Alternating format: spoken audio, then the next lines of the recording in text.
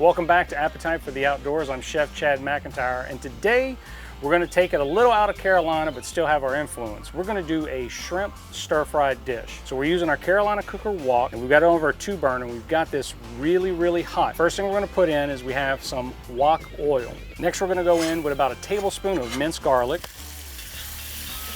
And then we're going to go in with some cabbage slaw. It's a little bit of cabbage, broccoli, and red onion. Then we're going to go ahead and put in about a pound of peeled and deveined shrimp. You'll know the shrimp's done when it starts to be pink and firm through and through. So we're going to go ahead and put a little bit of salt and pepper in. So now that our shrimp has been pretty much cooked all the way through and through, we're going to add in 1 packet of pre-cooked stir-fried noodles. You can use whatever noodle you like. And to finish this off, we're using a little bit of a pre-made peanut sauce. So this is more of a pad thai flavor to this one. We're gonna add a little heat to it with our Carolina cooker hot sauce.